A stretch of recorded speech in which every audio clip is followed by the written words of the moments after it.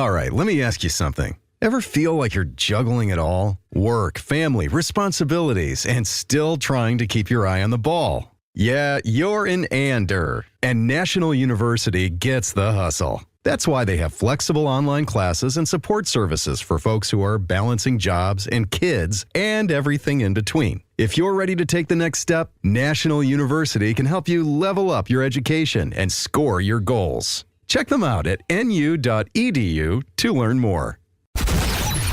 This is the Michael K. Show podcast. I gotta get more K. Listen live weekdays at 1 on 880 ESPN, the ESPN New York app, and your smart speaker. And a good afternoon, everybody. This is indeed the Michael K. Show. We thank you for joining us on this Wednesday. It is March 5th, 2025. It's me and you, baby, against the world. You know the number, 1-800-919-3776. That's the number to be a co-host for however long your phone call lasts. We've got a lot of stuff to do today. We'll have Jon Heyman, who has been in Port St. Lucie for the last week, giving us the latest on what's happening with the Mets. He'll be on at 1:30.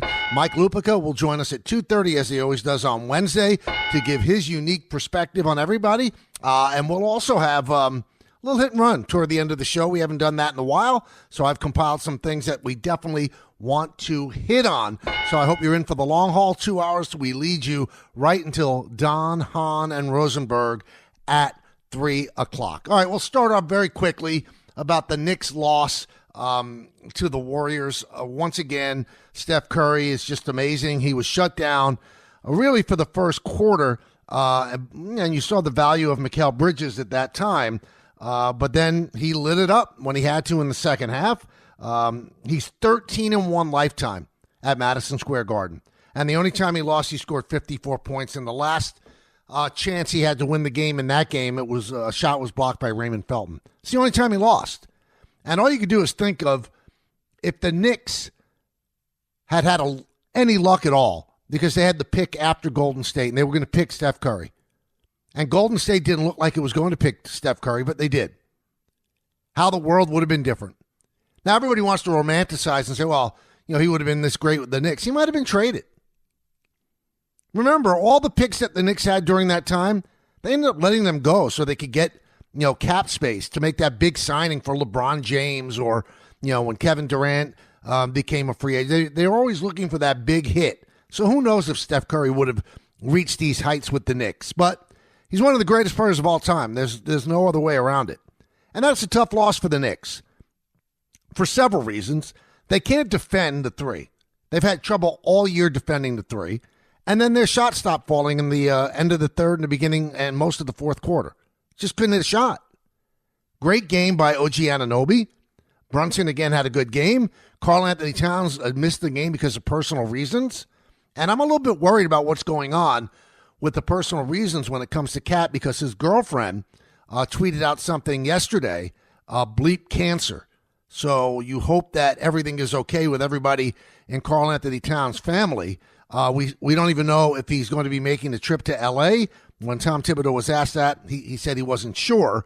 So let's just pray that everything is okay with Karl Anthony Towns. He's had some nagging injuries, but missing yesterday's game was not an injury. It was not an injury.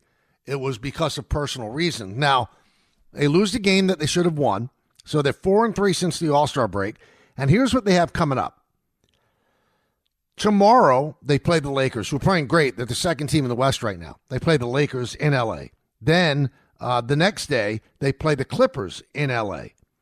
Then they go to Portland. So that should be easy. That's on March 12th. March 15th, they go to Golden State. They'll play in San Francisco against the Warriors. And then on St. Patrick's Day, they return to the Garden to play the Heat. Then back out on the road again on March 19th against the Spurs and March 20th at the Hornets. So you look at that. Of their next 7 games, only one is at Madison Square Garden.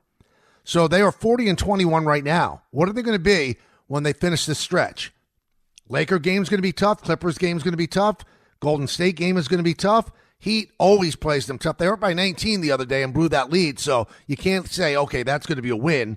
Spurs, well, they should win that one in San Antonio, but there's no gimme. And then the Hornets on March 20th. A lot's going to be told at the end of that, because they came into yesterday's game 2.5 games behind the Celtics for second place. Now, you'd like to finish second, if you could outlast the Celtics and finish second in the East, you know what that tells you? That means you don't have to play the Celtics in the second round, maybe. Maybe. But the most important thing is you don't have to play the Pistons. Because the Celtics are second now and the Knicks are third. The Knicks still have to play them in the second round, so I guess it would work out that way as well. But it almost ensures that maybe you will get to that second round because Detroit is tough. Detroit's a bad matchup for the Knicks. So I'm very, very intrigued to see what's going to happen over these next 7 games starting tomorrow against the Lakers. And, of course, all the Knicks games can be heard right here on 880 ESPN. Now, yesterday, we were off because the Met game was on from spring training. And that's the way it works. 880 is the home of the New York Mets. So when they do a spring training game, it's usually at 1 o'clock. That's when my show is on, and that's when we get preempted. But I want you to rest assured, everybody, because this is what I'm here for you. I didn't just take the day off. No. I was doing work, making phone calls, getting baseball people on the phone. So I said, this hour, we're going to cover the Yankees and we're going to cover the Mets. That's why we have Heyman on at 1:30 because he's been all over Port St. Lucie for the New York Post. And I made some phone calls yesterday regarding what scouts are seeing in Tampa for Yankee spring training. And I got some interesting things that these people told me. Let's start with George Lombard Jr. So everybody's dreaming big right now because Lombard looks really, really good. Now, he's 19 years old. He's a first-round draft pick for the Yankees. He has DNA in the major leagues. His dad is a bench coach and was a 6-year major leaguer for the he's a bench coach for the Tigers, but he was a 6-year major leaguer, kind of bounced around. So the kid's been around baseball, and he looks stronger than he did last year. He's hit a couple of home runs. According to a couple of scouts that I spoke to, he's a plus defender. Right now, today, on March 5th, he could play Major League shortstop. That's how good he is. Right now, today, he could play Major League second base. And right now, today, he could play Major League third base. Not just serviceably, but at a high plus defensive level. That's how good he is. Great feet, great range, really good arm. One scout told me he is the equal defensively to Anthony Volpe right now. And Anthony Volpe's a Gold Glove winner 2 years ago. So to say he's the equal and he's 19 years old, that's pretty darn good. Now, he's not taking Anthony Volpe's job. He might end up at third base maybe sometime next year. So the people I spoke to, I said, is there any chance, because the Yankees usually don't do stuff like this, is there any chance that he can make the team at 19? Because they need a third baseman, right? And the answer was not likely. He's not going to start the year with the team. In all likelihood, he will not be called up at any point this year. But he is so good, and he's on the come, that he could actually show up in 2026. Don't know if he'd start the year with them, but he could show up sometime during 2026 as a 20-year-old. That's how good he is. That's how good he is. So everybody getting excited about George Lombard Jr., the people I spoke to said, get excited. He's the real deal. So then I started to sniff around, speaking about young players, because we've been getting a lot of phone calls of late. You know, the Yankees, why don't they use Spencer Jones? And I keep saying he's not ready. Now, I haven't been down there. I've watched the games on TV that Yes has. But I want to see, because his numbers are really good in spring training. Has he closed up the hole in a swing? Because if you look at his numbers in the minors last year, wow, a lot of swing and miss ability in there. Almost half the at-bats he struck out. And one scout told me, no, he's still the same. He still has holes to close up. He is probably not a viable option for the Yankees in 2025. He's got a world of physical talent. He's got speed. He could play center field with anybody. He could steal 40 bases if he could get on enough.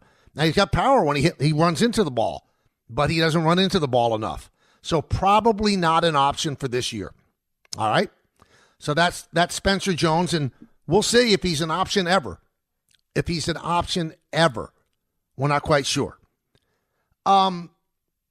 So the one question I've had throughout the spring, and I've articulated on the show a lot, I don't get the Yankees playing Jason Dominguez in left field. I don't get it. Why wouldn't you have him be comfortable and have him play center field, where he's played center field for most of his minor league career? So when I made these phone calls yesterday, I said, I got to find out, because Boone's not explaining it to me. He keeps saying, I don't want to mess around when we play Trent Grisham. And, okay, that doesn't sound to me copacetic, but that's the public stance that he's taken, which doesn't make any sense, because I think it's so important for this guy to be the real deal offensively for the Yankees that you want to make him comfortable. Well, I spoke to somebody who actually covered him in the minor leagues. I told you I made a lot of phone calls. And the answer shocked me. And he said to me, "Are you an idiot?" That was to me. And I mean, I've been asked that a lot in my life. And I said, what do you mean, am I an idiot? He can't play center either. What? Yeah, he's not a good center fielder. So what you see in left, it's the same thing you're going to see in center. So the Yankees obviously have to make a decision. What's more important for them? To have a plus defender in center or a plus defender in left? And they're choosing center, who's covering both of the gaps. Now, at Yankee Stadium, the left fielder is a little bit more important than at, let's say, Fenway or Minute Maid Park or whatever the case may be, where they have short left fields. But they'd much rather have a big-time center fielder like a Grisham or a Bellinger, who's really good out there, than they would putting the kid. He's just not a good outfielder right now. And so I asked this person who's seen him in the minors, I said, if he's such a good player offensively, why is he so bad defensively? And the answer was, he's been hurt so much in his 6 years in the minor league system. He's constantly hurt. He has not gotten the reps. This doesn't mean he's going to be a bad outfielder his entire life, but right now, he's not a good outfielder. He's not a good outfielder in left, and he would not be a good outfielder in center. Doesn't matter that he's played more games in center. So when they talk about, well, there's a long runway here, they could change, then I don't think they're going to change. He's going to play left field. He's going to play left field because they don't want a negative defender in center. They don't. So that was illuminating for me. That was pretty interesting. Now, in terms of who's going to be the DH, a lot of people have been impressed so far this year, or spring training, with Ben Rice. He's stronger. They like his swing. They've always liked his patience at the plate. So in all likelihood, starting the season, Ben Rice is going to be your DH, at least against righties. Against lefties, they've got decisions to make. Maybe they have Trent Grisham play center field and move Bellinger over to right and have Judge be the DH.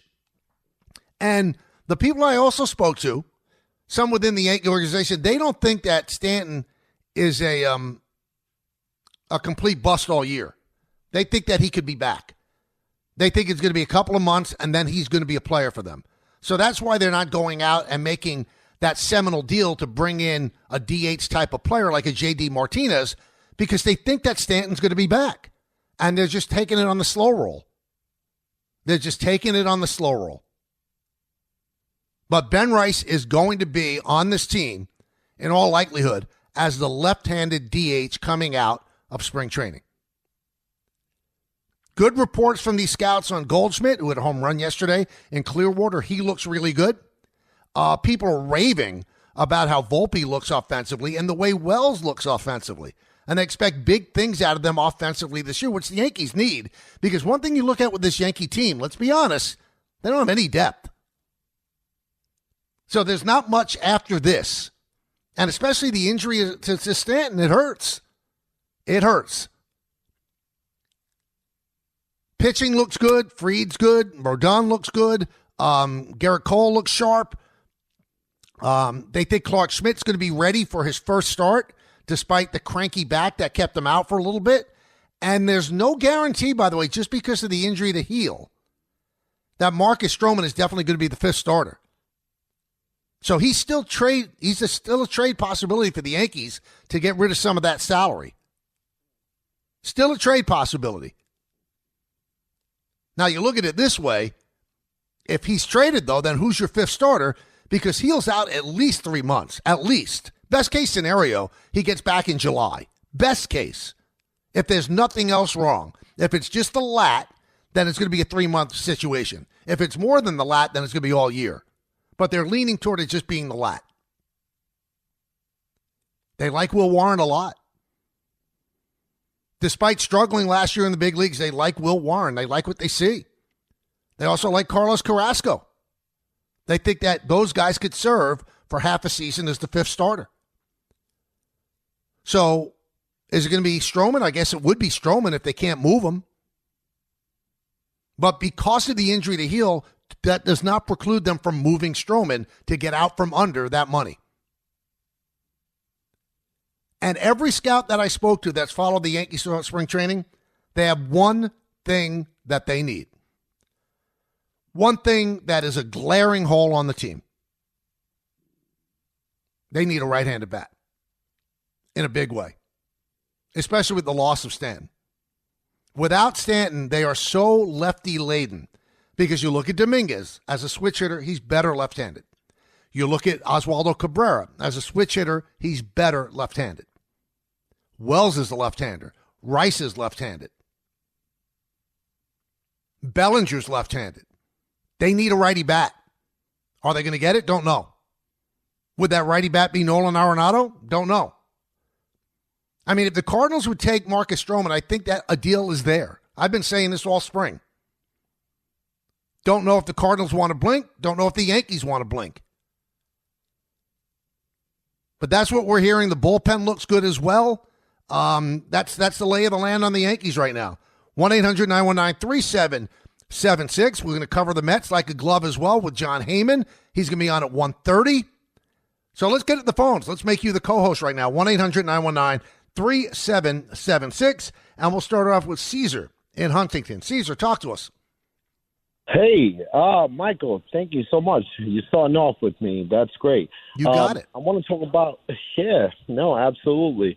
I want to talk about the fact that I'm a personal trainer, so the 2 tennis elbows are not going to keep you out for an entire year. So they're going to hurt. But, and if you do get surgically repaired, you're not going to stay out for the entire year. It's not an injury that keeps you out for the entire year. No, I've heard that too. And Caesar, one other thing, he had it all last year and he played through extraordinary pain. So it's not like his pain threshold is not high. He's got a high pain threshold. But remember, he's had 2 shots, PRP injections in his elbow while he was up in New York for personal reasons. I don't know what the personal reasons are. I tried a lot of phone calls yesterday. I couldn't get anybody to tell me what the personal reasons are. I hope everything's okay. But he's not going to be able to do anything until those injections start to take effect. So I'm not quite sure when he's going to get back. The best case scenario I'm hearing, 2 months.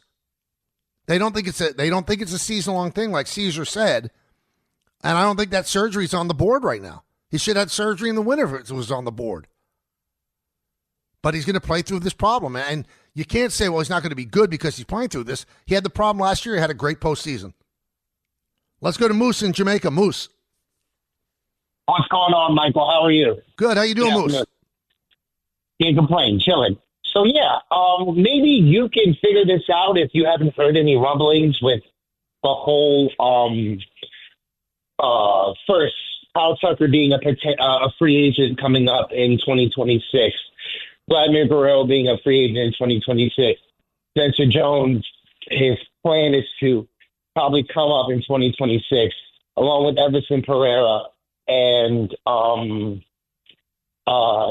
Jason Dominguez already being there. Also, Cody Bellinger being in a prove-it contract year, and he's slated to have probably a revival with the Yankees. Do you know what the plan is for the Yankees when it comes to their outfield after this season, with all those things I said considered? Well, I mean, they hope that their outfield is going to be Dominguez in left and Judge in center, and then we'll see if Bellinger declares free agency because he has an opt-out after this year.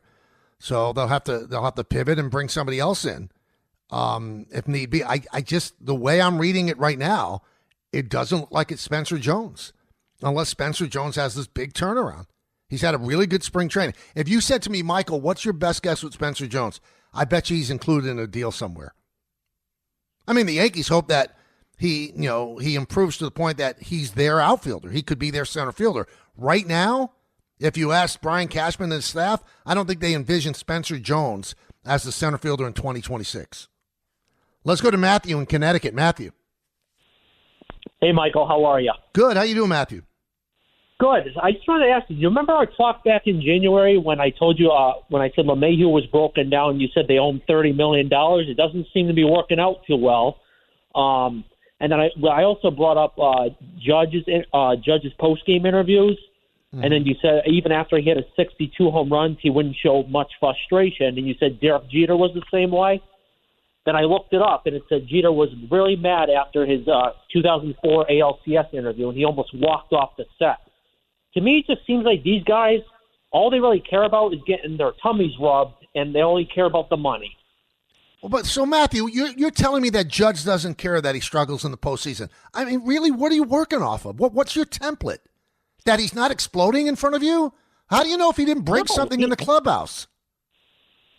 Well, does he have a good batting average in the postseason? But you're saying he doesn't, and he doesn't care, and I'm saying that's absolute nonsense. Where do you get that from? I could tell just by his interviews. Yeah, goodbye. You're being Matthew. You're being so silly. So you don't like Aaron Judge, right? Am I right? You don't like Aaron Judge. Are you sure? Just answer me. You don't like Aaron Judge, right? I love Judge. I wish he could perform better, but he doesn't. Perform better where? They don't get to the postseason if he doesn't 58 home runs last year. Okay, but who cares about that in the postseason? It doesn't mean anything. But who cares? So do you care if they make the postseason, Matthew? I would love him to make the postseason, but they don't get so if he doesn't hit 30, 58 home runs and have one of the best seasons that a right-hander has ever had, okay? If he doesn't do that, they don't get to the postseason. They won the East by 3 games over the Orioles. So you're just dismissing the 58 home runs, the OPS over 1, the MVP, the unanimous MVP. That is so moronic. You research that. You tell me when Jeter ever showed disgust publicly and losses made him sick, as I'm sure losses make Aaron Judge sick. Everybody out there, it seems like, they want a pound of flesh in person so they could see somebody just furious about losing. Times they are a-changing, baby. That's not the way players are anymore. But under what set of circumstances do you believe that Aaron Judge doesn't care that he struggles in the postseason? It's moronic that you would think that, Matthew. Absolutely mind-bogglingly dumb. And next time you call up, and you're always welcome to call up, don't rehash something that you told me in January. Get into it now. You didn't prove anything. You didn't prove anything to me where you gave me the resume of what you said in January. Who the hell cares what you said in January? Just get to what you're saying here in March. I don't need your backstory. You seem like you proved something that you researched that Jeter almost... They lost the most disgusting series of all time against the Red Sox.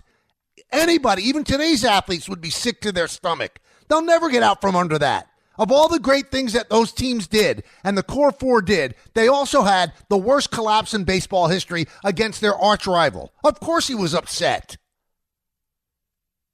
But you want Aaron Judge to bleed for you on camera. And you know, in your little bunker in Connecticut, you know for a fact that he doesn't care about losing in the postseason. Where do you get this? What kind of fan are you? That you impart your thought process on somebody else that he doesn't care. I bet you he had many sleepless nights during the winter about dropping that ball in the 5th inning in Game 5. I'm sure he'll think about that for the rest of his days. He also had some pretty good moments in the postseason. I don't have to keep saying it, because if you keep forgetting it, then you want to forget it. The home run against Clase was a humongous home run. He had a home run in Game 5. He had a double in Game 5. He had 2 walks in Game 5. The sainted Shohei Ohtani. Do you know that Aaron Judge's numbers were better than his? They were better than his. So as bad as you think Aaron Judge was, he had an OPS in the high 800s or 900. But all you want to do is concentrate on the fact that, according, in comparison to the regular season, he struggled. People are born haters. That's it. There are some people that just have that in their DNA. Matthew, I'm sorry, baby. You're one of them. You're one of them. Jeter cares. Judge didn't. Nonsense. Nonsense. Everybody in that Yankee team cared. Anytime you're on a losing team, you care. No matter whether you show it to the camera or not. Why should you show it to the camera and give the Dodgers the satisfaction of knowing how upset you are? They were upset. They kept the locker room closed for a long time. People, man, come back. Come back to reality, dudes. He doesn't care. You've dreamed this up in your little mind. Well, Aaron Judge doesn't care. Who cares about the regular season? I do. You know what? Because the regular season gets you into the postseason. And you're the one, Matthew, your head would explode if they didn't get into the postseason, and then you'd blame it on Judge too. You act like his 58 home runs last year didn't have anything to do with them getting to the postseason. Lunacy. Lunacy. Absolute lunacy. We'll get the lay of the land from Port St. Lucie with our good friend Jon Heyman of the New York Post. That's coming up in just a moment right here on the K Show on 880 ESPN. Grainger knows space at your facility is limited. As a maintenance specialist, you only have so many spots for backup products in your inventory roster, which means space on your bench comes at a premium. Well, when it comes to breadth and depth, Grainger's got you covered. They've got over 1 million industrial-grade products. Plus, fast delivery helps reduce the inventory you need to keep on hand, freeing up space and capital while giving your operation a winning edge. Call 1-800-GRAINGER, click Grainger.com, or just stop by a local branch. If you like true crime stories, listen to this one. But as you listen, put yourself in the place of this IT manager, because he never dreamed this would happen at his company on his watch. He came in on Monday and tried to log in and couldn't. A ransom pop-up informed him that company data, customer files, bank accounts, APAR, everything was being held for ransom. And if they didn't pay $250,000 in Bitcoin, no less, all of it would be wiped. Nearly a third of mid-sized American companies got hit by a data breach last year, and that number is going up. It's your choice. Trust your current cybersecurity infrastructure like he did, or outsource. Protecting your precious data with the leading managed security services provider in the U.S., Thrive. It all starts with a comprehensive Thrive cyber risk assessment. Thrive security analysts identify security gaps and deliver proactive solutions to help keep your network healthy and protected. It's not a matter of if, it's when. Are you ready? Get your no-obligation security recommendations and consultation. Your business relies on it. Visit ThriveNextGen.com. That's ThriveNextGen.com. Get in the zone, AutoZone. Welcome to the A to Z savings event at AutoZone. What are you working on today? Yeah, I need to change my oil. I want to get a full synthetic oil. How about Pennzoil Platinum? It's the only oil made from natural gas. Sounds great. How much for an oil filter? Oh, that's free. What? The filter is free with the oil. Free? Really? Really, free. It's just part of our A to Z savings event at AutoZone. Get in the zone, AutoZone. Restrictions apply. Thanks for listening to the Michael K. Show podcast. He's been here a long time, and he's going to be here even longer. Catch the show on demand whenever you want. Just subscribe to us wherever you get your podcasts. Welcome back to the show, everybody. Game Time brought to you by Tullamore Dew Irish Whiskey, because when it's game time, it's Tully time. 7 p.m. tonight, the Rangers host the Capitals at Madison Square Garden. They go for their third straight shutout. Pre-game coverage begins at 7 p.m. right here on 880 ESPN. Tullamore Dew, the original triple distilled, triple blended, triple cask matured Irish whiskey. Be sure to grab a Tullamore Dew. Try the new Tullamore Dew Honey during today's action. Glasses up to enjoying Tullamore Dew responsibly. So we just gave you the beginning of the show about the Knicks and the Yankees, and now we'll check in on the Mets with the baseball columnist from the New York Post, Jon Heyman, who's been spending a lot of time in Port St. Lucie the last week. John, how you doing? I'm good. How are you, Michael? Good. What's jumped out at you about the Mets? What's the biggest thing that's impressed you, and the thing that should be a little bit of a concern for Met fans? Well, the concern is easy. It's the rotation. They came in with a terrific lineup and I would say a decent rotation with some questions, some depth, thankfully, because they're going to need it. Obviously, with Manaea out, at least until mid-April, and Montas out. They seem to be hopeful that he can be back around June 1st. I mean, the lat is a tricky one. I would look more toward July myself on that one. So that's the concern. I mean, impressed. They've had a number of things impress me, as I wrote about in the Post today. I mean, Juan Soto has really fit in beautifully. He told me he was nervous on day one, didn't seem to be. Broke some ice, giving a $92,000 Chevy Tahoe to Brett Beatty for number 22. Didn't really have to do it. It was already in the contract. I'd never seen that before, where the number 22 or any number was guaranteed to a player in a contract. But I mean, he did the right thing in giving Beatty that nice gift, which he can obviously easily afford. So he's fit in great. I mean, Clay Holmes has been terrific. Seems like he had some time in the Yankee bullpen and taught himself or somehow learned the changeup and a four-seam fastball. And he's got a full repertoire now and looks ready to go as a starter. So, I mean, there are a lot of little positives. Jose Siri has been fantastic, 3 home runs already. Beatty's been really good. Not sure he's going to be on the team. Not sure how he fits, but he has been really good and learning second base. They say they're going to try him at shortstop. I mean, that's probably a long shot. That's an issue with the Mets, really. Who's the backup shortstop? Now, I look at the Met roster. Forget about the pitching and the bullpen. To me, and correct me if I'm wrong, John, there's one question mark about who's going to be that backup infielder. So how do you think that breaks down there? I think it could be Acuna. I think they like him very much. He might have been bored at AAA last year because he, frankly, was not good.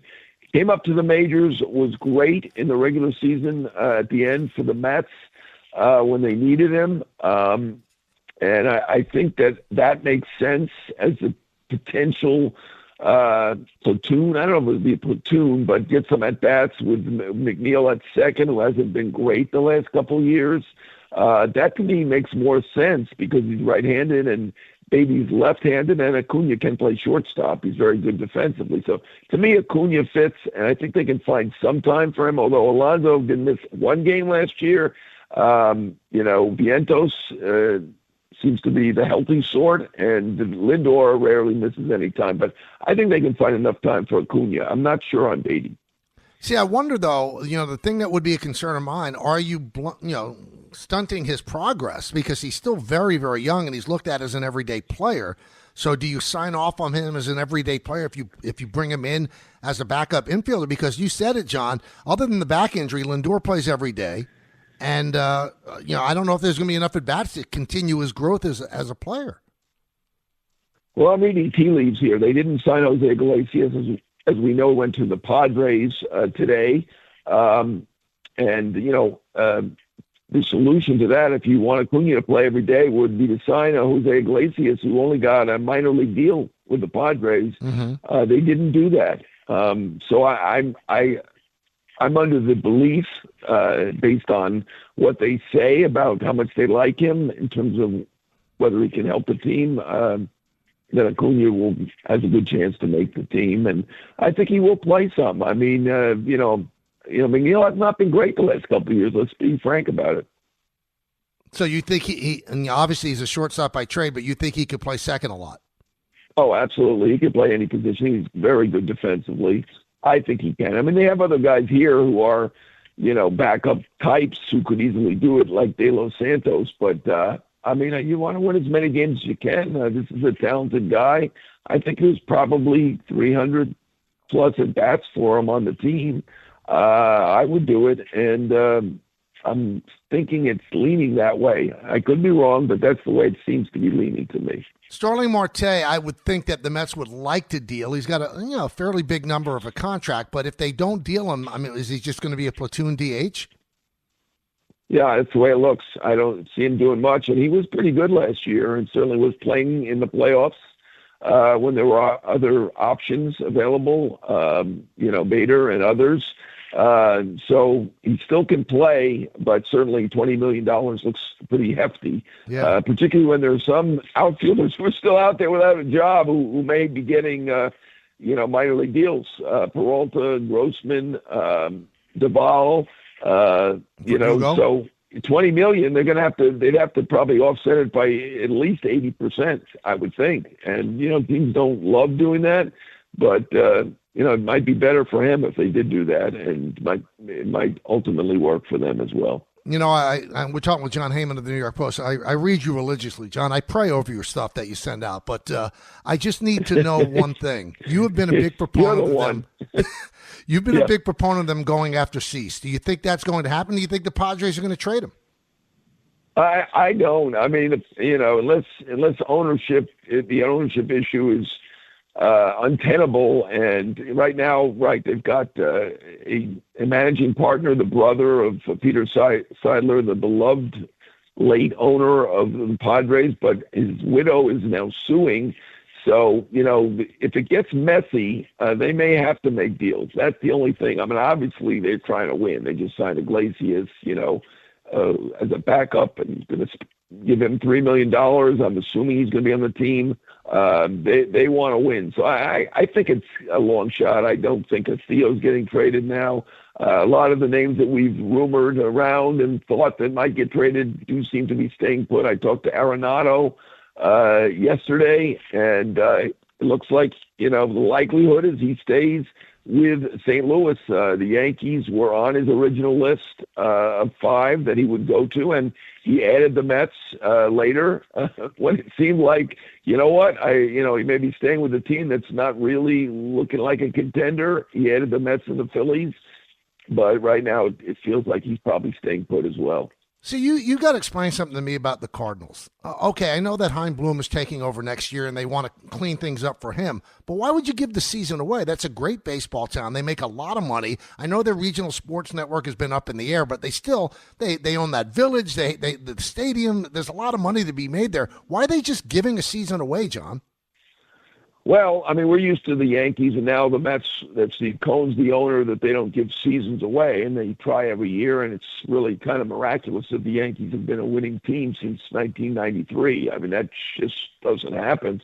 St. Louis is a pretty big revenue team, even though it's not in a big market. But I think they're conflicted. I think they weren't in a full rebuild mode, and they didn't press it as much as they could have, because they certainly, they're caught in the middle, which is not really a good place to be. They won 83 games last year.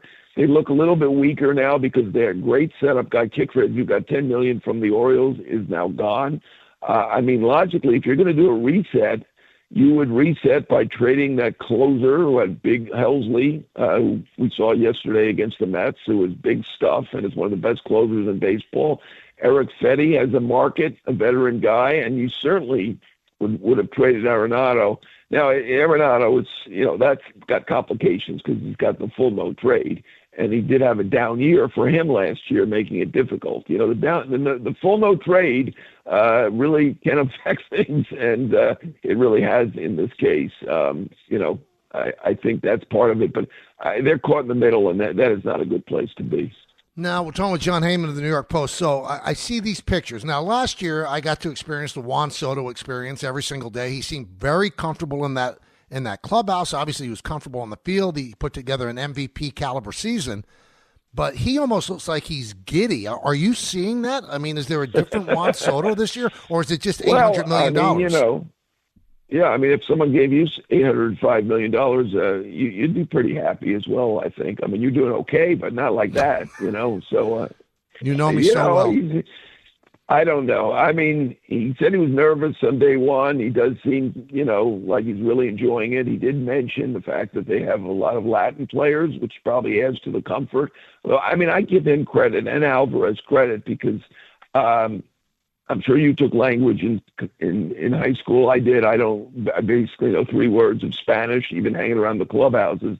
I mean, he came here from the Dominican not knowing any English, and now he does his interviews. He's been doing it for years without an interpreter.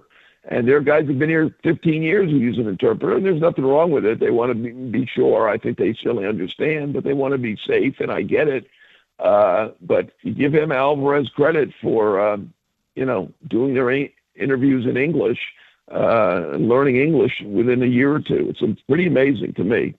All right, final thing. So you've been there for about a week, and I'm just wondering, you're taking a look at this team. You said the pitching is a little bit of a concern, especially with the injuries. Are they better than the Braves and the Phillies? Yeah, I mean, I think the Braves, they didn't do anything, but certainly getting the injury guys back this year, certainly Acuna's at full flight and Strider is fully going. They are very, very formidable. The Phillies didn't do a ton, but they did add Luzardo. They did add Kepler in the outfield. They're pretty strong as well. I am kind of leaning Mets. I do believe they have the best lineup this side of the Dodgers. The Dodgers have the best of everything. They have the best rotation, maybe the best all-time rotation. They have the best bullpen, maybe the best all-time bullpen. And I kind of give them a little bit of an edge in the lineup over the Mets and the Yankees and some of the other teams who have very good lineups. But that Met lineup is pretty strong. So I think they can do it, but I think people are going to see it as a three-way race that's fairly even. Good stuff, John. I'll talk to you later. I appreciate you coming on. Yes, you'll be on with me. I appreciate it. Thanks, Yes, Mike. on John and Joel's podcast. I'll do that a little bit later. Thank you, John. Thanks, Mike. Always All good. right. That's Jon Heyman of the New York Post. I'm doing something today that I haven't done in over a decade. And it's really odd. It's an odd feeling. And I'll tell you what that is when we get back, including taking your phone calls. Hey, college basketball is reaching its most exciting stretch of the season. Right now, new customers on FanDuel get $150 in bonus bets when your first $5 bet wins. That's $150 extra bucks to bet on everything from conference clashes to tournament upsets, and even who's cutting down the nets. Like what you see in the Swamp, go with the Gators. Maybe you want to ride the Red Storm. Unbelievable year. You like Blue Bloods? Well, of course, take Duke. They're having some season. If you've been waiting to join FanDuel, there's no better time. The app is easy to use, and when you win, you'll get paid instantly. So visit FanDuel.com/K and get in on the college hoops action before March takes over. 21 plus, physically present in New York. First online real money wager only. $5 first deposit required. Bonus issued as non-withdrawable bonus bets, which expire 7 days after receipt. Restrictions apply. See terms at sportsbook.fanduel.com. For help with a gambling problem, call 1-877-8-HOPE-NY or text HOPE-NY 467-369. Ryan Reynolds here from Mint Mobile. I don't know if you knew this, but anyone can get the same premium wireless for $15 a month plan that I've been enjoying. It's not just for celebrities. So do like I did and have one of your assistant's assistants switch you to Mint Mobile today.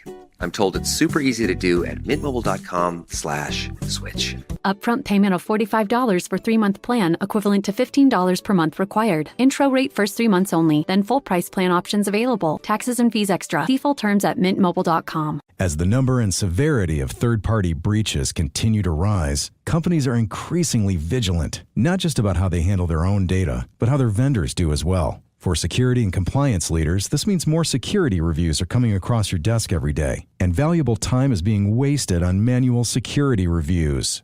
With Vanta Questionnaire Automation, security and compliance teams can complete security reviews up to 5 times faster, giving you time back to focus on running your security and compliance programs.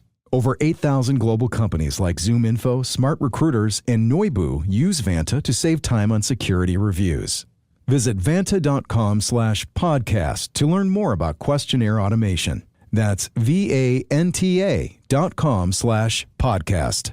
Does it ever feel like you're a marketing professional just speaking into the void? Well, with LinkedIn ads, you can know you're reaching the right decision makers. You can even target buyers by job title, industry, company, seniority, skills. Wait, did I say job title yet? Get started today and see how you can avoid the void and reach the right buyers with LinkedIn ads. We'll even give you a $100 credit on your next campaign. Get started at linkedin.com/results. Terms and conditions apply. Thanks for listening to the Michael K. Show podcast. He's been here a long time, and he's going to be here even longer. Catch the show on demand whenever you want. Just subscribe to us wherever you get your podcasts. Well, the Dierks Bentley Broken Branches Tour is coming to Madison Square Garden on August 28th. ESPN New York has your chance to score tickets on the ESPN New York app. Just scroll down the contest, submit your entry, and it's brought to you by Live Nation. Tickets are on sale now at Ticketmaster. All right, so starting February 3rd, 2014, so 11 years ago, this show was always simulcasted on Yes. Well, the afternoon show.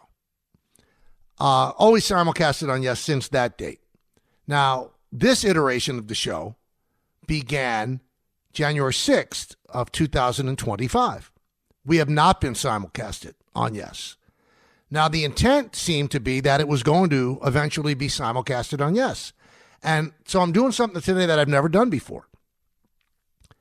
Even though there was not an agreement to simulcast the show, the Yes Network kept all of the apparatus in place in case there was an agreement that came about. So I was always looking at a camera in front of me. Even though it wasn't going anywhere, there was a big camera in front of me, which has been the case since February 3rd of 2014. Even when I was on the road with the Yankees, there was always a camera in front of me as I did the show. So I know it's a radio show, but I would always play to the camera. And as silly as I am, so starting on January 6th, the camera was always there. Even when I was in the studio, there were cameras there, and I would play to the camera. It almost became a crutch because I've been doing it for 11 years. Well, last Friday, Yes came in and removed all of the apparatus to do a simulcast. The cameras, the wires, everything, gone. Now, Monday I was in the studio. Yesterday I was off because of the Met game. And today's the first day that I'm not looking at a camera. And it's weird. It's just a weird thing because that camera was almost like a crutch. Because when you're doing a show alone, you're talking essentially to people that you can't see or to yourself. And the camera made me feel like I was still talking to a television. Not there anymore. Now, why that camera was removed, why there's not a simulcast, there are people much, much more important than me that made the decision. It's a decision I don't understand. Maybe one day when I write a book, I'll try to explain my side of what went on. But it just seemed very, very odd to me that two multi-billion-dollar companies could not come to an agreement to simulcast a show, which they wanted to do. So I don't know what the problem was, why it didn't happen, but it's not happening. The show is a radio show, which I'm thrilled about, but it would have been nice to have the television component as well. Not happening. And again, this is the first time that I'm sitting here and doing a show without a big camera in front of me, just a big microphone. So I'm good with it. But it is a little bit odd. Again, one day the story will come out. I don't even know what the story is. So it's not like I'm being mysterious or something nefarious. I don't understand why this show is not simulcasted when, from what I do know, the difference between the two sides in terms of offers and demands was minuscule when you think billion-dollar companies. But you know what? They decided it wasn't going to happen, and now there's no camera in front of me. Got it? Good.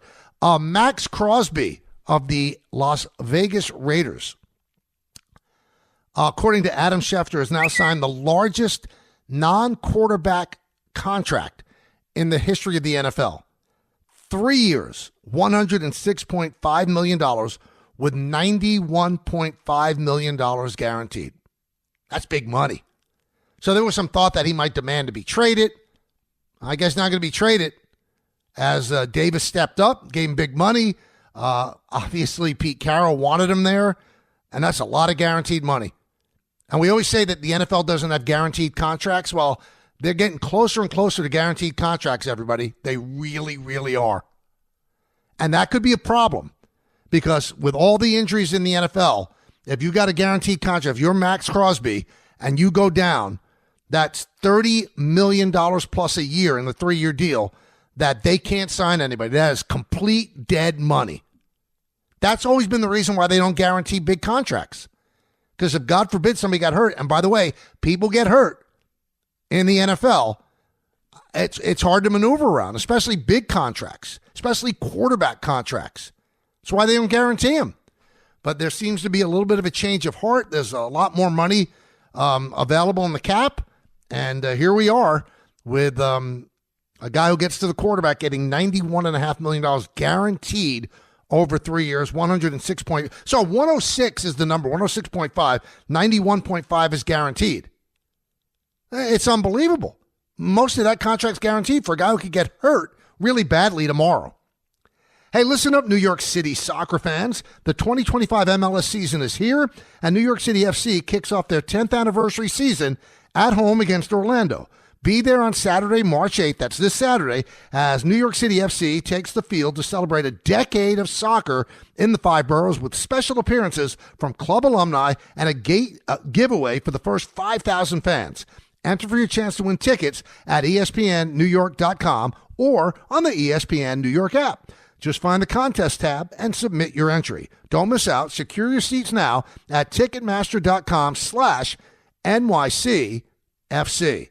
All right, we'll take some phone calls. We've got Mike Lupica coming up. Want to talk about the Saquon Barkley contract extension that the Eagles signed with the running back last night. Kind of strange. I don't quite understand it, but I'll get into that in just a moment.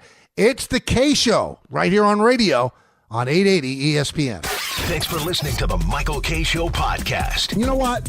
Check yourself. Hear more from Michael K. weekdays at 1 on 880 ESPN. Suck it up and like it. The ESPN New York app and your smart speakers. This episode is brought to you by Progressive Insurance. Fiscally responsible, financial geniuses, monetary magicians. These are things people say about drivers who switch their car insurance to Progressive and save hundreds. Visit Progressive.com to see if you could save. Progressive Casualty Insurance Company and Affiliates. Potential savings will vary. All right, let me ask you something. Ever feel like you're juggling it all? Work, family, responsibilities, and still trying to keep your eye on the ball? Yeah, you're an ander, and National University gets the hustle. That's why they have flexible online classes and support services for folks who are balancing jobs and kids and everything in between. If you're ready to take the next step, National University can help you level up your education and score your goals. Check them out at nu.edu to learn more. This is the Michael K. Show podcast. I gotta get more K. Listen live weekdays at 1 on 880 ESPN, the ESPN New York app, and your smart speaker. Welcome back to the show, everybody. We thank Jon Heyman for that update from Port St. Lucie. John from the New York Post and from the New York Daily News. Mike Lupica, he always joins us on Wednesday. He'll be on at 2:30. You know, we just told you the Max Crosby contract, and I guess I understand that. And, you know, the football world is waxing poetic about what the Eagles did with Saquon Barkley. And what they did, in case you missed it, they gave him a 2-year, $41 million extension with $36 million guaranteed, and there's $15 million available in reachable incentives. Okay. You could say he certainly earned that, but here's what I don't get. You got a 2,000-yard season in the first year of a 3-year deal. And I know that anything that Howie Roseman does is going to be lauded because, you know what? He's a heck of a GM. Everything he touches seems to turn to gold. But why would you do this when there are 2 years left on his contract? Unless this was a promise that you made to him that wasn't put down on paper, where if you help us get to the Super Bowl and we win a Super Bowl, I'm gonna redo this contract. If that conversation never took place, I think that what they did with Saquon was irresponsible. What happens, God forbid, if he sustains a season-ending injury this year, the second year of a 3-year deal? Then you've added $36 guaranteed million on top of the 2 years he has left. Now, I know that Howie Roseman was ahead of the curve and valued running backs at more than most of the cookie-cutter GMs did, including our very own Joe Shane of the Giants. Good on him. But now what you've done is you've exploded the running back market to pay a guy over $20 million a year. And I can go, that's not his concern to worry about what the market is. But my concern is from the Eagles. Running backs do get older. Running backs do have a deterioration of skills. This doesn't make sense to me unless there was a promise that was made that Howie Roseman is keeping. You know, a guy I really respect, I really like him a lot. He's a good friend. Rich Eisen, said on his show today, I think it's wonderful. That's why everybody wants to play for the Eagles. They see how they take care of their players. And I understand that side of it. But you are putting at risk the entire team. What happens if all of a sudden Saquon gets old? What happens if Saquon, who has had a history before he got 2,000 last year, 2,000 yards last season, he's had a history of being hurt. What happens if he gets hurt? Why did you have to do this now? Why couldn't you wait until after this year? So you get one more year that okay, he's healthy. It doesn't make sense to me. People already want to play for the Eagles. So by giving Saquon all that money, that tells people, I got to play for the Eagles. They treat their players well. Well, okay, then let's talk to Darius Slay. Does Darius Slay think that the Eagles treat their players well? He got released after helping the team win a Super Bowl because he made too much money. So there are two stories to everything from both sides of the aisle. This was not the time for this. Again, I will back off if there was a secret, tacit agreement that if you stay healthy, you put a good season together, we'll redo that. But they didn't even redo the contract. They added 2 more years. So now you're going to take a running back into his 30s. I know there are outliers like Derrick Henry. I get it. Maybe Saquon's an outlier. But before last year, he was hurt all the time.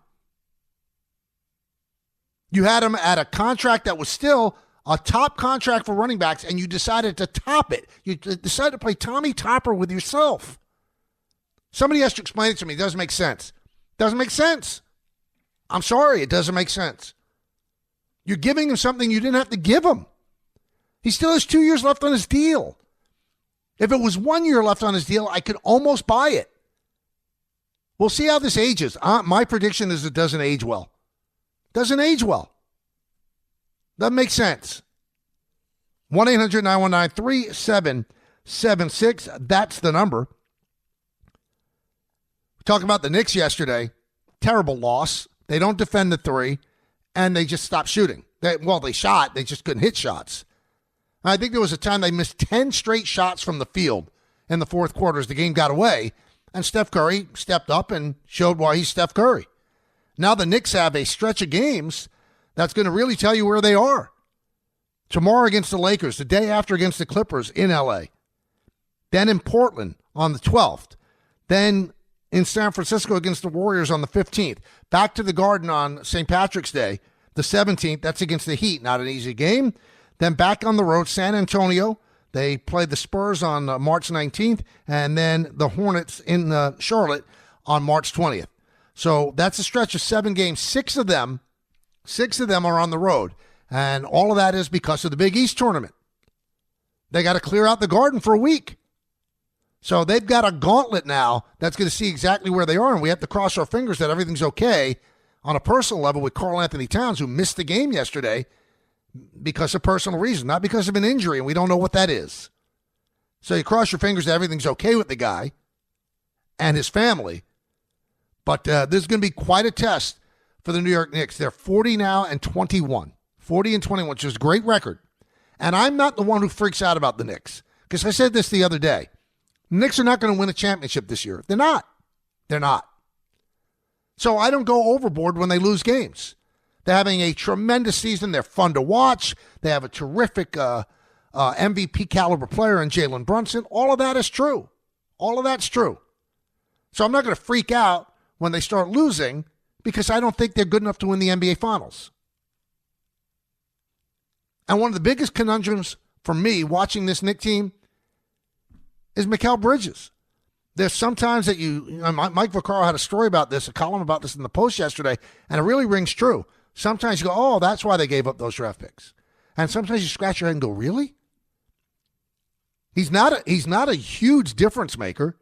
He's on the court all the time. He's played every single NBA game that he's supposed to play in his career. Never missed a game because of injury or because of load management. I give him total credit for that.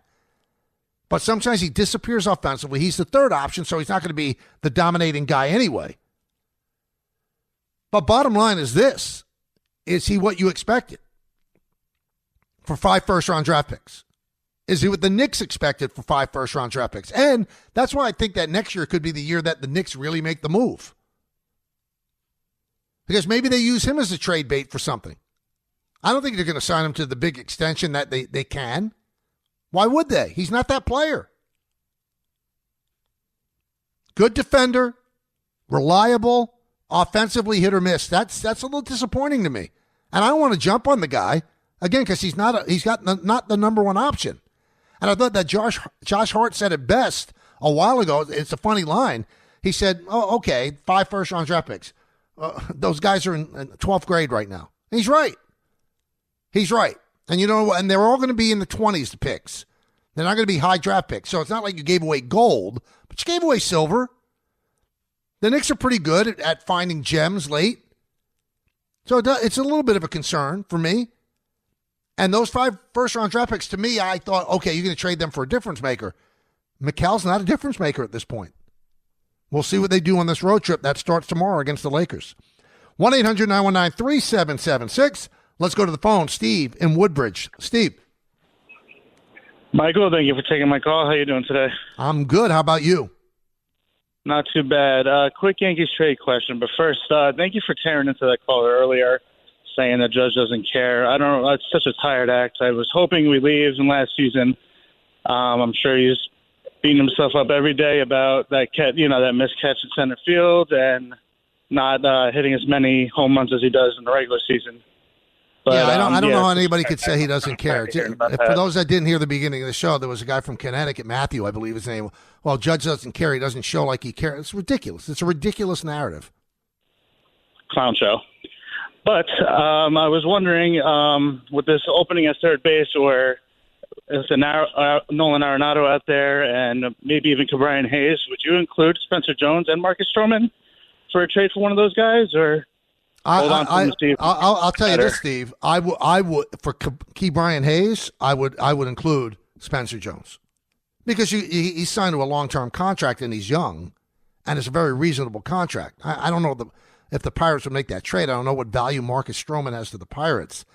But I would trade Marcus Stroman for Arenado.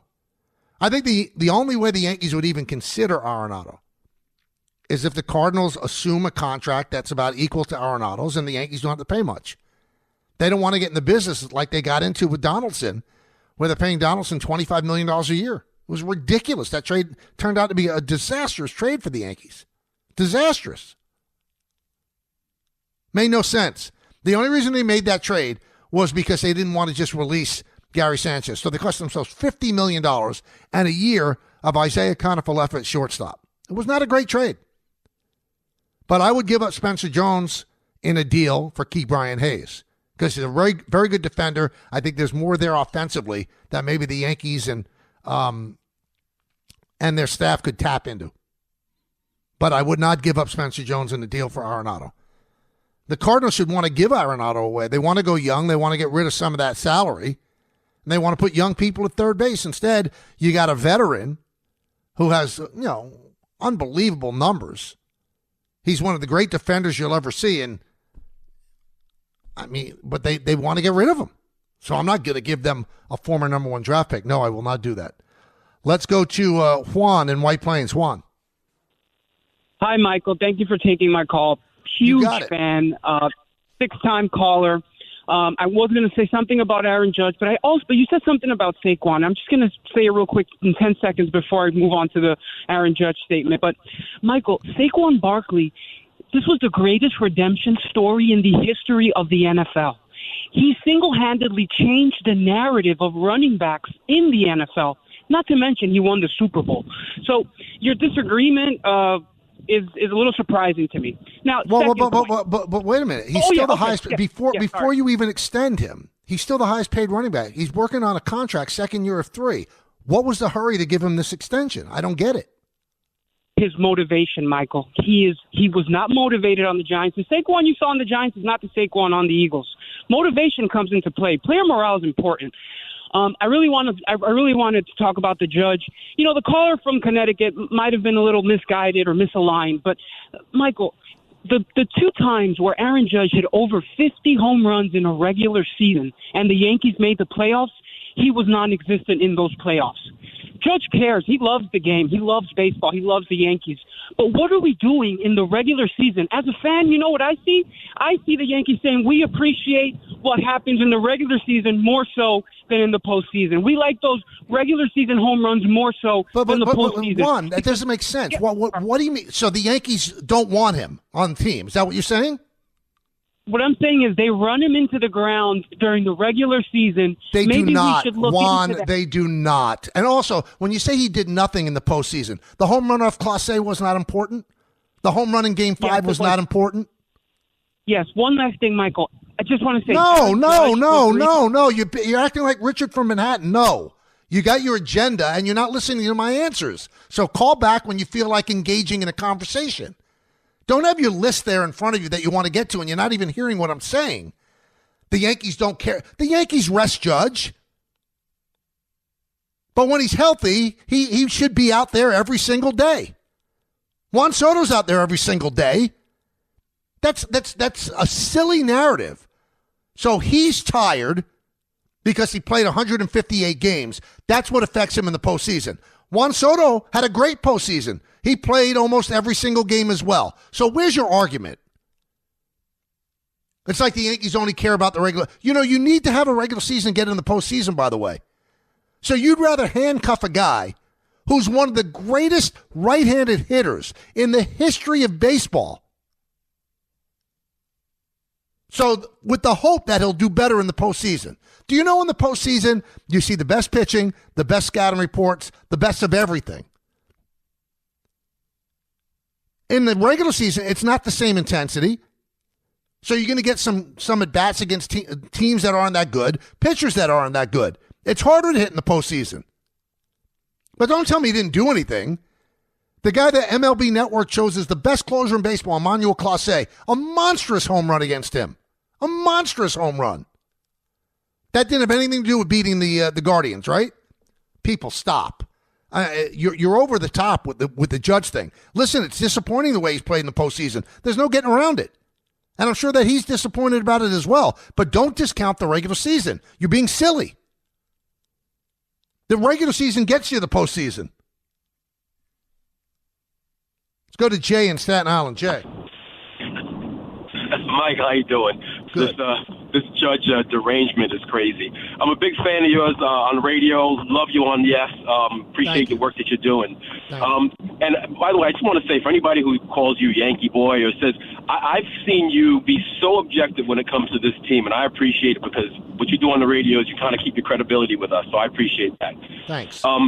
Really quickly, though, regarding Jason Dominguez, you just dropped a nugget on at the beginning of the show, earlier in the show, about his defense in center field being potentially just as bad as it is in left field. And I can kind of see that. And I'm wondering, I know that I'm excited to see what this kid's going to do at the plate, switch hitter, the whole thing. I'm excited about it. We've been waiting on this kid for a long time. But knowing now that his defense really may or may not ever come around, he may be a defensive liability at the end of the game, so on and so forth. I mean, I don't. Just give me your thoughts on this. I mean, I know he's been requested back in trade offers. Mm-hmm. Is this a guy who we consider trading, maybe getting rid of early? And again, I know it's probably not what we want to do, but if he's a defensive liability, this is part of what we have him here for, is to play defense. And if that's what do you think we can get back if that's something, a road that they go down? Just curious. Just want to I don't think they would want to trade him, Jay, because I think they think he's going to be an unbelievable hitter, and they'll live with the defense. You know, people forget because he was a top 3 finalist for the Gold Glove. Juan Soto is a bad defender. If you can hit, that's a great deodorant for bad defense. You don't give up on Dominguez because he's not a great defender. You live with it. You take him out maybe in games for defense. You put in Trent Grisham. He's not a great defender. And the scout that I spoke to says he's not that good in center either. That's why the Yankees putting him in left, because you'd rather have a big center fielder than a great left fielder. Now, there have been great left fielders in the history. I mean, Barry Bonds was an unbelievable left fielder when he was a Pittsburgh Pirate. He was extraordinary out there. But the Yankees are choosing, according to the scout, to have him in left because left's less important than center. I don't think they're going to trade him. I don't think they're going to trade him. Let's go to Joe in Westbury. What's up, Joe? Hey, Michael, how you doing? I just want to say I couldn't agree with you more about Aaron Judge during the regular season, and that home run against Class A was huge. Why did everybody forget about that? And he was slumping in September before the playoffs even started and was coming out of it. The Dodgers would have been in trouble. We should have been going back to L.A. 3-2, and the Dodgers would have been in trouble because he was coming out of his slump. You know what, Joe? I agree, and I have to be careful saying that because it sounds like excuse making, which I'm not here to do. But he had 2 hits and 2 walks in Game 5, and I truly believe, and I've talked to a lot of baseball people, the Dodgers could have been in trouble if the Yankees took that series to L.A. And people are jumping on Nestor Cortez and saying, he said they weren't a better team than us. They just played better than us. And I don't think there was that much of a disparity. Now, you can say the Dodgers essentially didn't have any starting pitching because of injuries. Get it, got it, I understand that, but that was the team in the World Series. So the Dodgers making all these cracks about the Yankees or whatever, they did not overwhelm the Yankees. Take a look at the statistics. Everything was right down the middle. The Yankees played them even. And the Yankees played bad baseball in Game 5. They gave that game away. They were up 5-0, gave it away in the 5th inning, and then they were up 6-5 too, gave it away. And I think they gave away Game 1 too, because I am not a proponent, I am not a supporter of bringing in Nestor Cortez, who had not pitched in over a month in that big spot. I'm just not. That's why Tim Hill was on the team. But, I keep hearing excuses. Well, Tim Hill, threw sinkers and, Freddie Freeman hit the low pitch. Well, that's exactly what Cortez threw him. So you're going to bring in a guy who has not been on the mound in a pressure situation in over a month and hope that he hits the spot. Because the thing that proves me right, I think, later on against that same part of the lineup in the series, Tim Hill came in and got them out. If they win Game 1, the whole thing is different. And they should have won Game 1. Whole thing is different. Let's go to Jamie in Yonkers. Jamie. Yeah, hey, Michael. Thanks for taking my call. You got it. I was curious for your thoughts about what's going on with the Padres these days. I know the owner, who sounded like a great guy, passed away early, and his family is fighting it out in courts. My understanding was that the economics of San Diego did not support the contracts that they have signed in recent years. You're absolutely right. Money. Absolutely. So, is there? Do you think there is a strong chance that some of those stars are actually made available this year prior to the trade deadline? There's a possibility, Jamie, if they're out of it. I mean, they still think they have a good enough team to make the playoffs. But, Jamie, not enough people say this or realize it. Everybody lauds Peter Seidler for spending all that money. But he spent beyond the means of the San Diego market. And it was a man who was ill, who knew he did not have that much time, and wanted to spend whatever he could out of his own pocket to get San Diego a championship. He should be embraced for that, for what he did. But now you leave a team that I don't know if that market can support it. The contract that they gave to Xander Bogaerts was ridiculous. Ridiculous. It's going to be an albatross. The extension they gave you, Darvish, was ridiculous. They didn't have to do that. The extension they gave Manny Machado, ridiculous. Taking him into his 40s. Bogarts into his 40s. The money they gave Tatis. They can't support that and have a team around those guys. And I mark my words, if Peter Seidler lived, they would not have traded Soto to the Yankees, and they might have outbid everybody because they were spending money that Peter was just throwing out of his own pocket in order to give San Diego a championship before he died. He was ill for a long time, and they knew he was ill. So everybody, all the writers and everything, they applauded while what the Padres are doing, they're putting money in. No, they're putting money that they don't have, that they can't create revenue-wise. That's why the brothers who have taken over and the wife who's suing them, they're going to look at the books and go, we can't support this. And those fans are great. They sell out that great ballpark all the time. But in terms of what they get television-wise, they don't have a regional sports network anymore. Major League Baseball produces their games. So that money's not there. And Bogarts, to me, untradeable. Untradeable. Machado's contract that takes him too far into his 40s, untradeable. Tatis, probably tradable. Darvish, untradeable. They're going to lose Michael King. He's going to be a free agent. They're going to lose Dylan Cease. He's going to be a free agent. They've got a great GM in A.J. Preller. He's very creative, but they trade away a lot of their farm system to get some of these players too. So where does that leave you if you don't win a championship? It leaves you holding a bag of money that you don't have. Really smart call. That's a smart call by that caller, because I don't know when the dam is going to burst in San Diego, and the guys that they have to trade will be guys that are making reasonable money, like Michael King and Dylan Cease. They can't trade Machado, and they can't trade Bogarts, and they can't trade Darvish. They're stuck with those contracts.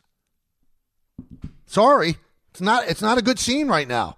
I wish Peter Seidler had lived so they can continue to funnel that money into that team. But there's no more funneling anymore. We'll come back with Mike Lupica, so stay tuned for that. FanDuel, America's #1 sportsbook, is your home for NBA live betting. So even if you missed the first few minutes of the game or want to bet on a fourth quarter comeback, you can make your picks from the first whistle until the final buzzer. Plus, you can even combine your live bets into a same-game parlay for a shot at a bigger payout. However you want to play, now's the perfect time to join.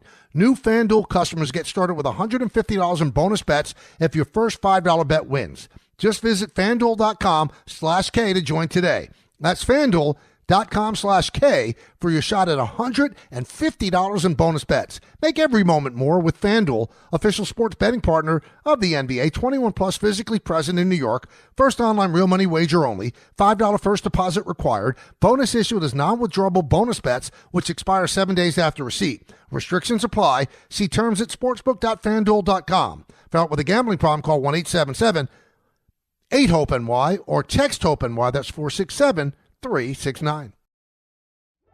Are you ready to build your company's dream team? Just like in sports, finding skilled players is essential for success. With Robert Half's winning combination of specialized recruiting professionals and award-winning AI, we'll help you find the MVPs and key role players who will have you hanging banners in the rafters. Because in business, it's all about having the experienced team on your side. At Robert Half, we know talent. Visit roberthalf.com today. Ryan Reynolds here from Mint Mobile with a message for everyone paying big wireless way too much. Please, for the love of everything good in this world, stop. With Mint, you can get premium wireless for just $15 a month. Of course, if you enjoy overpaying, no judgments, but that's weird. Okay, one judgment. Anyway, give it a try at mintmobile.com/switch. Upfront payment of $45 for 3-month plan, equivalent to $15 per month required. Intro rate first 3 months only, then full price plan options available. Taxes and fees extra. See full terms at mintmobile.com. If you wear glasses, you know how hard it is to find the perfect pair. But step into a Warby Parker store, and you'll see it doesn't have to be. Not only will you find a great selection of frames, you'll also meet helpful advisors and friendly optometrists. Yep, many Warby Parker locations also offer eye exams. So the next time you need glasses, sunglasses, contact lenses, or a new prescription, you know where to look. To find a Warby Parker store near you or to book an eye exam, head over to warbyparker.com/retail. Thanks for listening to the Michael K. Show podcast. He's been here a long time, and he's going to be here even longer. Catch the show on demand whenever you want. Just subscribe to us wherever you get your podcasts. Welcome back to the show. We take you to 3 o'clock. At that time, Don, Hahn, and Rosenberg. So stay tuned for that. Wednesday at this time, we always get the chance to talk to the great Mike Lupica of the New York Daily News, best-selling author.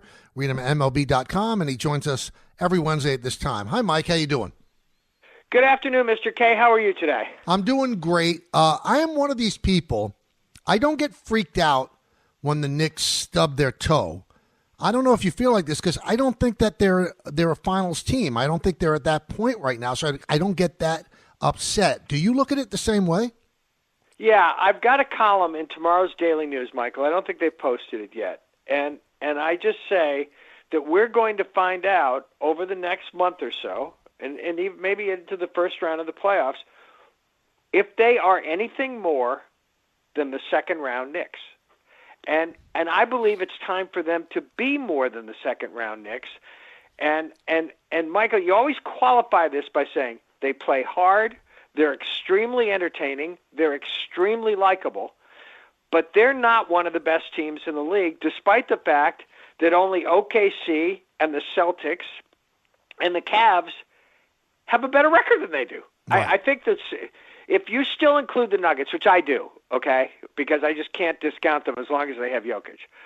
The 6 best teams to me, in no particular order, are OKC, Cleveland, Boston, LA, the Warriors, and the Nuggets. Right now, this minute, okay? And the Knicks, their record, Michael, you only can play who you play. And they have beat up on the softer part of their schedule, and they have struggled against the harder part of their schedule. But the fact is, they're simply not in that class. And Mike, if you can see them in the Eastern Conference Final off of just what we have seen so far, raise a hand, because I can't raise that hand. I would agree with you, and the thing that makes me worried, Mike, is that the way it lays out, first of all, they might have a really tough first-round draw with the Pistons, who are the type of team that gives them problems. And then you run into the Celtics. I'm sorry, they're not better than the Celtics. Mike, I hope that I think it's April 8th, they play them again at the Garden. I hope that they can give – and by the way, there is a crucible coming up right now for this team. And I don't know what the deal is with Karl-Anthony Towns. I hope he's fine. I hope he gets back on the court soon, all right? They got to play both L.A. teams back-to-back. Then they go to Sacramento, Portland, and then they come back and play, oh, wait for it, Steph, okay? So, and if they hadn't had a couple of gritty last-second wins on the road just now, they'd be looking at a real possible free fall at this moment in the season. But then again, Michael, after the road trip, they hit another part of the schedule that looks, relatively soft. Not as soft as soft ice cream, but soft, okay? And so I just think there's so many questions to be answered about this team. And again, I keep qualifying it. It's a very likable team. It's probably, in a lot of ways, a better team than last year simply because of the presence of Towns. But they just seem so, Michael, don't you get the idea that they're just sort of disconnected sometimes, even from their own talent? I really like OG. He scored 29 last night, and at times I felt like he gave up 129. Bridges has been wildly inconsistent and looking nothing like the star of the league that we thought we were getting. Brunson's always going to be great. Hart's going to be the glue guy, all that stuff. But I just somehow, the whole is not as great as the sum of its parts right now to me. And even with the record they have. Here's what I said in the column, Michael. You look at the record, and then you look at the product on the floor, and there's a disconnect there, too. Yeah, because they beat up on everybody except for those 3 teams that you mentioned. They even beat up on the Nuggets, Mike, which tells you that, they've got something in them. But I think the breakdown where I think the front office thought they were going to take another step from last year is that Bridges has not been the player that they thought. They gave up 5 first-round draft picks, and he's a nice player, and I love the fact that he plays every single game and doesn't want to come out. But he has not been a difference maker at all. No, and it shows. And when he does play a great two-way game, you say, wait, wow, where's that been all season? No, they're a mystery to me, despite the fact that they could end up winning, between 50 and 55 games. But I would like to see them show up against the Lakers. And I know that it sounds like they're not going to have Towns. I don't know if you know something today that I don't know, okay? Nothing yet. But the Lakers came into the Garden and beat the Knicks before they had Luka. When it was kind of a LeBron against the world. So we say this so often when they come up on a Celtics game or they come up on a Cleveland game and fall flat. Let's see them show up in L.A. They got 2 games in L.A. The Clippers are certainly beatable. And last night, you talk about injuries, the Lakers were down 2 starters. I know they're playing the Pelicans, but Zion had a huge night, and the Pelicans actually have been playing decently lately. And you saw in full the potential of LeBron and Luka. And I'm starting to believe that they can beat anybody. If have you ever seen a fan base, Mike, in all the years we've covered sports, that took a kick in the cubes like the Mavericks fan base. Oh, my God. They lose Luka. Davis plays one game. Now Irving's out for the remainder of the year. I mean, they went from a team that thought they could go to the finals again to they might not make the playoffs. Mike, I was talking to Kyle Wagner, my sports editor, today. We got to start making a list of the worst trades of all time because this is a biblically bad trade. And I know why they leaked it. They certainly they did everything except hire skywriters to let everybody know why they did it as a way of defending what they did. But you're talking about a guy who had him in the finals. Oh wait, I'm sorry. About 20 minutes ago, is an international star of this sport. And now, Michael, you can see now that he's gotten with LeBron, it's like he's gotten religion. I don't. Now that Luka had a massive game last night, 15 assists in addition to the points and everything else, block shot that started a break. But when people have to pay attention to him, guess who's the happiest kid at camp? A 40-year-old guy named LeBron James, because they simply can't focus on him as much anymore. You know what bothers me, and no one has given me a good excuse. I know what they've leaked about, that he's out of shape. Mike, I don't care if he looks like Butterbean. He's one of the top three players in all of the sport, and you just gave him away. Yeah, and again, Michael, how did Nico and everybody and Jason, how did they think they made the finals? Did they just scalp a ticket to go to? No, he took them there. He took them there, making shots from everywhere except the locker room. And you watch him on the court, and they say he's not in shape, and da-da-da-da. I don't know. I see a fierceness on his face. That guy wants to compete, and now they've set the Lakers up, Michael, for 10 years. Mm-hmm. They can when LeBron finally does step aside at the age of 62, Luka is still going to be there. It is. I asked a friend of mine the other day, well, wait, what if the Knicks had offered? What if they'd offered Karl Anthony Towns and some other, whatever? But apparently the Lakers were the only the date at the dance. Amazing.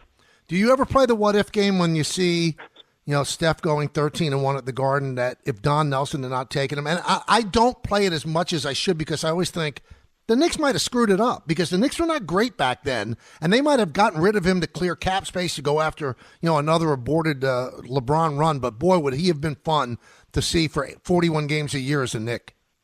Michael, I have been writing about this since the night of that draft because in our family, we had been focused on Steph Curry when he was still at Davidson.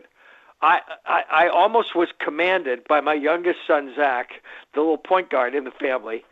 I had to get him a Steph Curry Davidson red jersey. Way back in the day, there was one game where he came into the Garden. I had to take the kids because they just had to see. You never know. And guess what, Michael? What you just said is true. You know who he could have turned out to be? Saquon. Right. He could have languished playing for those Knicks teams the way Saquon languished. I'm not comparing it, but languished playing for those the Giants teams. Are you all in on St. John's with Pitino? And yes. It's amazing what Pitino's done. Yes, Michael. I have known Rick for 40 years. I first met him when he was Hubie Brown's assistant with the Knicks back in the 80s.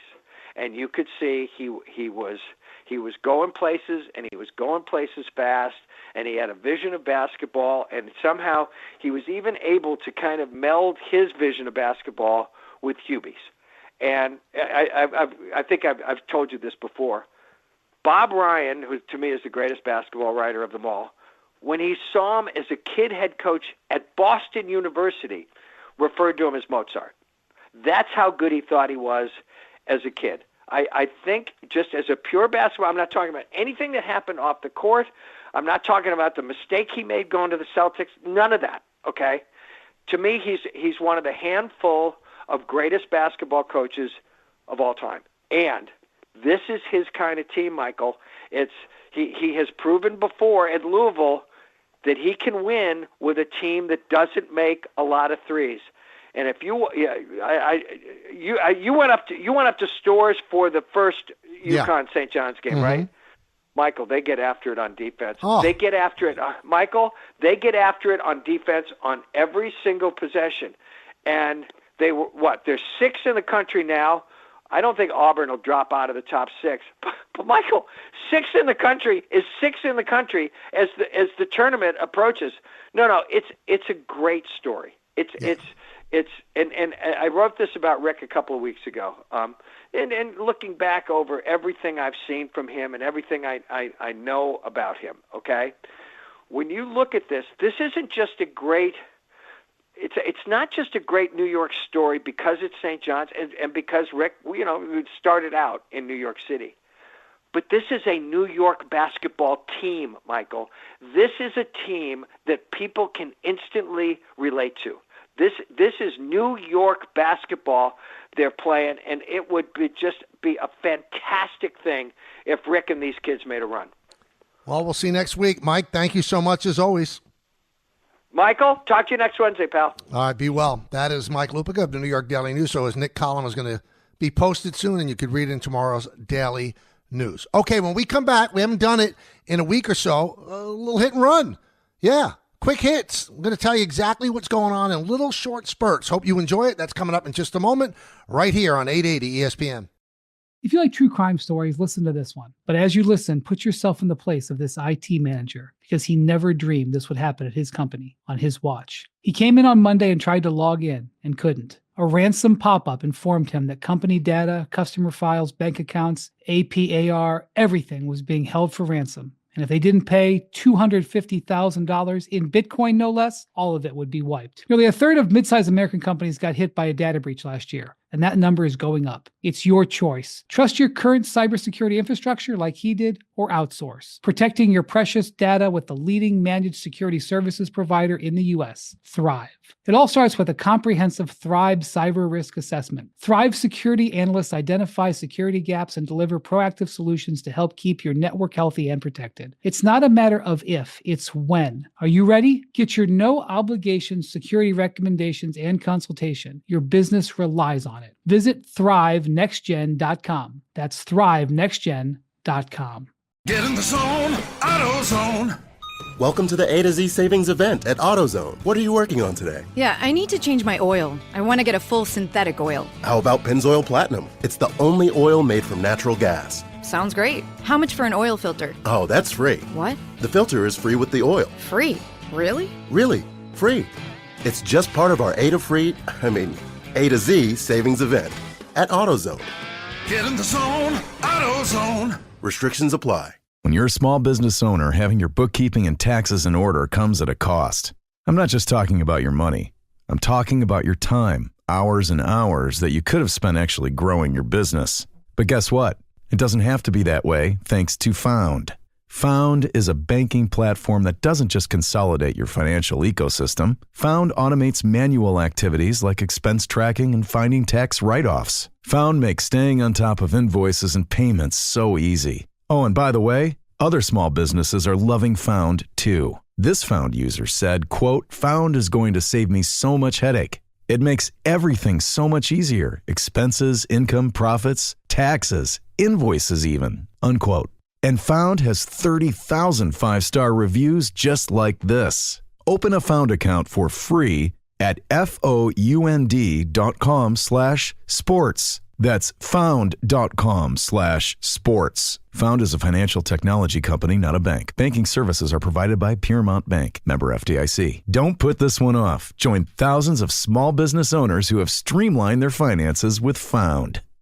Thanks for listening to the Michael K. Show podcast. He's been here a long time, and he's going to be here even longer. Catch the show on demand whenever you want. Just subscribe to us wherever you get your podcasts. Oh, yeah. You know the rules of engagement with Hit and Run. Just quick hits on all the stories of the day that have caught my eye. This one just came out. All right. This was a quick addition to the top. Adam Schefter reporting that Howie Roseman continues to do his work. He signed the linebacker Zach Bond, who was an absolute monster last year on a really low-end contract, a make-good contract.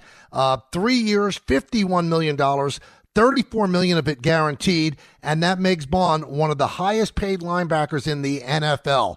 So a quick strike there by Howie Roseman. They did not want to lose this guy. He was the guy that really made the defense run and had such an unbelievable season for the Super Bowl champion Eagles. All right, so I love Kendrick Perkins, love him. But he made a comment the other day that I kind of want to push back against. You know, the Knicks have been struggling of late. They're 4-3 since the All-Star break, and Kendrick said that he feels that Josh Hart and Jalen Brunson should stop doing their podcast, the Roommates podcast. And I don't understand why. I mean, of all the things that players could be doing during their downtime, they could be having orgies for all you know. They're actually doing a harmless little podcast that actually is popular and well done, and they're going to have the Knicks owner Jim Dolan as their next guest. How does that impact how they play? I mean, you think they're staying up all night, like breaking down everything that they're going to ask the guest? It's free-flowing. It's really casual. I mean, really, if you think about what people could be doing behind closed doors during the hour that they tape this Roommates podcast, isn't the Roommates podcast, which is innocent, isn't that better than the things that players could be doing? I don't understand it. Aaron Boone, he said something the other day that made me scratch my head. He said he does not like the ABS system. That's the automated ball strike system, which isn't going to be in the big leagues this year anyway, but they're using it in spring training. And his excuse was, you know, it takes away something that we're really good at, which is framing. And that doesn't make sense to me. Just because you're good at something, don't you want the sport to be better? Because you only get 2 challenges a game, so framing still becomes a very, very important part of it. Again, just 2 challenges a game. Now, if Aaron does not want the ABS system, right, because he wants to take advantage of the Yankees' superiority in framing pitches, okay, then you can't argue about strike calls either against your hitters, because it works both ways. Yeah, okay, it's a benefit for the Yankees that they have great guys that can frame. Well, other teams have guys that can frame as well. So when you get a bad strike call in a big spot against one of your hitters, aren't you going to say, gee, I wish that we had a challenge system? Doesn't make sense at all. I know it's another thing on a manager's plate. Get it. But this isn't on a manager's plate. The manager has no say in it. Pitcher, catcher, batter. Those are the only ones that could actually challenge. I think it's phenomenal. In fact, I would give 3 challenges a game. 2's not enough. And I think it adds some mystery to it. It adds some excitement to it. And it adds some strategy. When do you use your challenge? Do you use it early on a bad call? Do you wait till later? If you use the challenges early, do you then watch yourself get victimized by a bad call? It surprised me. It really did surprise me when he said that he doesn't like it. We just talked about St. John's. You know, they have 4 losses. They're 6th ranked in the country right now. And the 4 losses they have, a total of 7 points. That's how close they've come to being undefeated. Now, they also have 2 wins by a total of 4 points, too, against the same team. But this is a special team. But I thought that Rick Pitino said it very well in a radio interview the other day. We could get knocked out in the first round. We could go to the Final Four. Yeah, they could get victimized by the fact that they don't have outside shooting. Their defense is so good, it should play well in the postseason. But if you have one cold shooting night, you're going to get knocked out. It's one and done in the NCAA. I'd like to see them win a couple of games. You know, it's been 25 years since they won a tournament game. 25 years. Kind of amazing, right? Anthony Rizzo. Anthony Rizzo still doesn't have a job. And Anthony Rizzo was quoted the other day in a story, I think it was in The Athletic, saying, I'm not going to sign for less than the market value for somebody of my age because I don't want to affect other people. Now, that's all well and good, and certainly very, very kind to other players that might come up behind you. But what Anthony Rizzo also has to realize, he got a $6 million buyout from the New York Yankees. $6 million that he's making this year from the Yankees to buy out what was a $17 million contract. So if somebody offers him $3 million to play first base for them, he expects to get more than $9 million coming off the last 2 years. I mean, it's really a nice thing that he's doing for people that are coming up as first basemen. But do you want to play or not? You're going to give up your career because they're not making you offers that you think are commensurate to somebody who's 34 years old? But also, you've got to take an offer that's commensurate to what you earned the last couple of years. That's the big deal. Now, everybody's killing Nico Harrison, the GM of the Mavericks, for what he did by trading Luka. Terrible. It'll go down as awful.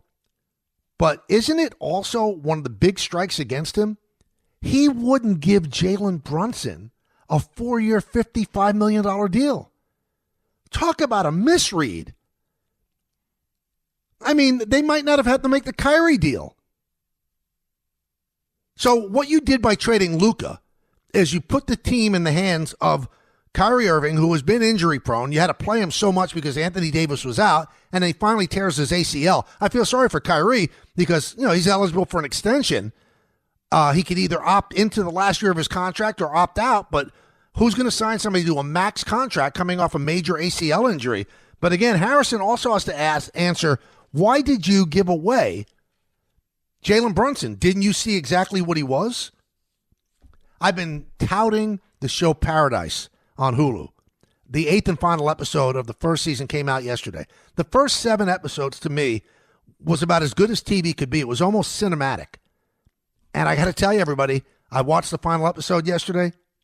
A little letdown. It could have been better. It wasn't terrible, but it was such a high standard set in the first 7 shows that this one was, wow, that's it? That's all there is? That was a little bit of a disappointment for me. Just a little bit. Not terrible, but since I've been touting it, I also wanted to tell you the ending was not what I thought it was going to be. But the beginning of Don Hahn and Rosenberg, it's exactly what I think it's going to be. It's going to be great. It's going to be entertaining. It's going to be scintillating, and it comes up in minutes. So, in the words of Billy Joel, life is a series of hellos and goodbyes. I'm afraid it's time for goodbye again. See everybody. Talk to you tomorrow at 1 right here on 880 ESPN.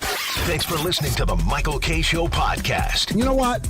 Check yourself. Hear more from Michael K. weekdays at 1 on 880 ESPN. Suck it up and like it. The ESPN New York app and your smart speakers. This episode is brought to you by Progressive Insurance. Fiscally responsible, financial geniuses, monetary magicians. These are things people say about drivers who switch their car insurance to Progressive and save hundreds. Visit Progressive.com to see if you could save. Progressive Casualty Insurance Company and Affiliates. Potential savings will vary. Not available in all states or situations.